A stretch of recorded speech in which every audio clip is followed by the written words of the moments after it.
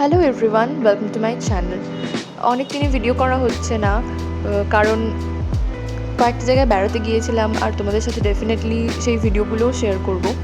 তো এই দিন আমি গিয়েছিলাম বেসিক্যালি আমার হেয়ার কাট করাতে, কারণ প্রায় 1 বছর হয়ে গিয়েছিল আমি কোনো হেয়ার কাট করিনি, তাই হেয়ার লেন্থটা একটু শর্ট করে নিয়েছিলাম।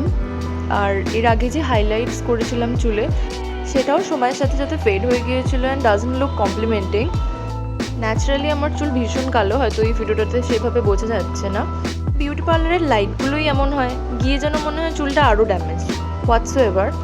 এবার আমার ইচ্ছে ছিল রেড হাইলাইটস করাবো, কিন্তু আমি ব্লিচ করাতে চাইছিলাম না, কারণ আমার চুল ব্লিচ নিতে পারে না।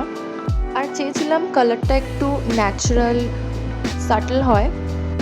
আর বাকি প্রসেস তো দেখতেই পাচ্ছ, কালারটা যাতে ভালো করে হেয়ারে বসে, বাড়ি থেকে ওরা বলেছিল আমায় শ্যাম্পু করে আসতে। তোমরা চাইলে ওরা পার্লারেও শ্যাম্পু করে দেবে। তারপর ওরা ভেবে স্ট্রিপে করে কালার অ্যাপ্লাই করলো। কালারটা 1 ঘন্টা চুলে রাখার পর ওরা আমার হেয়ার ওয়াশ করে দেয়। সাথে ওরা আই থিঙ্ক একটা হেয়ার মাস্ক ইউজ করে লরিয়াল প্রফেশনাল রেঞ্জের, and they use a serum.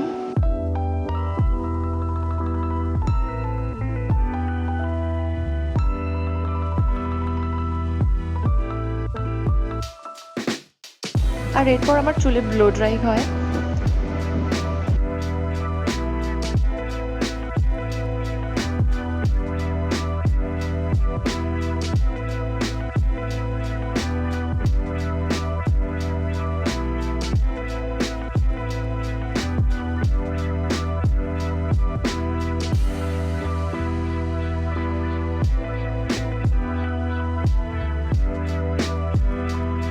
কালারটা যাতে বেশি দিন চুলে স্টে করে, ওরা আমাকে লরিয়াল প্রফেশনাল রেঞ্জের এই ভিটামিনো কালার শ্যাম্পুটা সাজেস্ট করে ইউজ করার জন্য, আর এর মাস্কটা। যদি তোমরাও রিসেন্টলি চুলে কালার করিয়ে থাকো, তাহলে you guys can definitely check out this shampoo.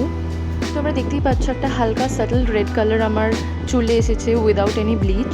সামনাসামনি আর রোদে বেরোনোর পর এটা আরও বেটার লাগছে, সেটা তোমরা পরের ভিডিওতেও দেখতে পাবে। Hope you guys like this video and find my video interesting. Keep watching my videos and please subscribe my channel. Also like, comment and share.